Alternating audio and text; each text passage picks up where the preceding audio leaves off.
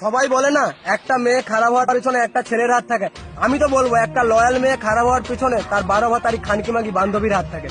তার কারণ একটা মেয়ে তোমাকে মন থেকে ভালোবাসে, তোমার সাথে অনেকদিন সম্পর্ক চালিয়েছে, অনেক বছর সম্পর্ক চালিয়েছে, কিন্তু তার বান্ধবী তার বয়ফ্রেন্ডের সাথে দেখা করতে হবে, বলবে চল আমার সাথে চল। যে বলবে আমার বয়ফ্রেন্ডের সাথে যে ছেলেটা এসেছিল আমার সাথে প্রেম করবি, আমার একটা বন্ধু আছে তার সাথে প্রেম করবি, আমার এর সাথে প্রেম করবি, আমার বালের সাথে প্রেম করবি, সব সময় তাকে অ্যাপ্রোচ করতেই থাকে। বলবে আমি তো 4 জনের সাথে চলে যাচ্ছি, কোথায় কিছু হচ্ছে না। আরে তোর বয়ফ্রেন্ড কিছু জানতেই পারবে না, দুদিন কথা বলে দেখ, যদি না ভালো লাগে কথা বলতে হবে না। তোর বয়ফ্রেন্ডকে কে বলতে যাচ্ছে, তোর বয়ফ্রেন্ডের ঘর তো অনেক দূরে, সে তো জানতেই পারবে না। আর এমন ভাবে ঠিক একটা মেয়ে কথা বলতে শুরু করে, কথা বলতে বলতে ছেলেটার থাকে এবার লুকোতে শুরু করে। আর একটা মেয়ে যখন একটা অন্য ছেলের সাথে কথা বলে সেটা মেয়েটার ব্যবহারেই বোঝা যায়।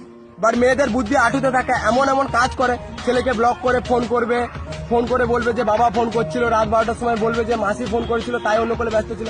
যে ছেলেটার কাছেও মেয়েটা ধীরে ধীরে খারাপ হয়ে যায়, যে ওই মেয়েটা আবার সেই যেই ছেলেটাকে ভালোবাসতে হবে সেই ছেলেটাকেই শত্রু ভাবতে শুরু করে।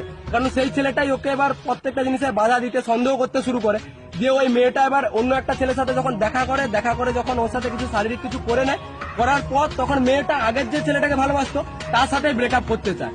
এভাবেই ধরতে গেলে একটা মানে ভালো মেয়ে, লয়াল মেয়ে, সে খানকিতে পরিণত হয়। আর একটা ভালো ছেলের জীবন যার কোনো দোষ নেই কিছু নেই, যে মন থেকে 100% ভালোবেসেছিল, সেও নষ্ট হয়ে যায়, সেও খারাপ হয়ে যায়।